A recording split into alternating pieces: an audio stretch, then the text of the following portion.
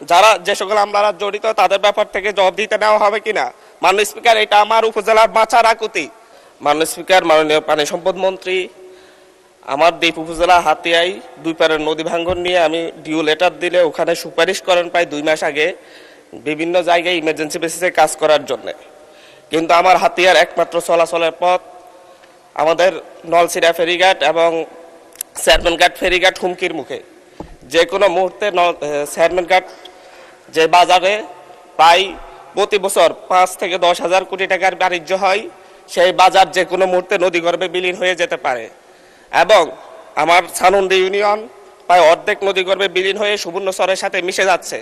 কিন্তু বিভিন্ন আমলাতান্ত্রিক জটিলতা, রিডিজাইনের মুখে আমার হাতিয়াতে 2 মাসও কোনো ইমার্জেন্সি বেসিসে কাজ শুরু করতে পারে নাই। এই ব্যাপারে কয়েকবার আমি মাননীয় মন্ত্রীকে জানালে উনি ক্ষুব্ধ প্রতিক্রিয়া ব্যক্ত করলো। এখন পর্যন্ত আমার হাতিয়ায় কেন কাজগুলো শুরু হয় নাই, এই ব্যাপারে যারা যে সকল আমলারা জড়িত তাদের ব্যাপার থেকে জবাব দিতে নেওয়া হবে কিনা। মাননীয় স্পিকার, এটা আমার উপজেলার বাঁচার আকুতি। আমি বাঁচার আকুতি নিয়ে কথা বলছি। হাজার হাজার ঘরবাড়ি প্রতিনিয়ত নদীগর্ভে বিলীন হয়ে যাচ্ছে।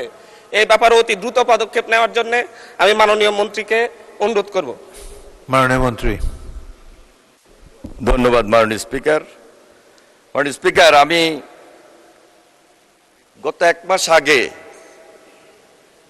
হাতিয়ার পার্শ্ববর্তী ভূমিহীন বাজার এবং নোয়াখালী সুবর্ণচর সে এলাকা গিয়েছি এবং সেখানে মাননীয় সংসদ সদস্য নিজেই উপস্থিত ছিলেন। তিনি সম্পূর্ণ সময় আমাদের সঙ্গে থাকতে পারেন নাই। আমাদের পার্শ্ববর্তী মাননীয় সংসদ সদস্য মোহাম্মদ শাহজাহান সার্বক্ষণিক সময় ছিলেন। আমরা তাৎক্ষণিকভাবে সিদ্ধান্ত নিয়ে সেখানে জরুরি ভিত্তিতে ইমার্জেন্সি ওয়ার্ক করার জন্য নির্দেশ দিয়েছি। ওনার নির্বাচনী এলাকার একটা বাজার, ভূমিহীন বাজার, সেখানে ইতিমধ্যে কাজ শুরু হয়েছে এবং পার্শ্ববর্তী নোয়াখালী সুবর্ণচর সেখানেও কাজ চলমান।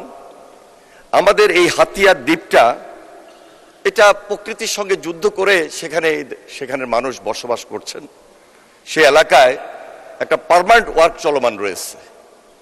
উনি যে ব্যাপারে এইমাত্র বলেছেন সেটি হলো চেয়ারম্যান ঘাট এবং হাতিয়া বাজার। এখানে 2টি ইমার্জেন্সি ওয়ার্ক কাজ করার জন্য আমরা ইতিমধ্যে নির্দেশনা দিয়েছি। আমরা আশা করছি খুব শীঘ্রই এর কাজ শুরু হবে। ধন্যবাদ মাননীয় স্পিকার।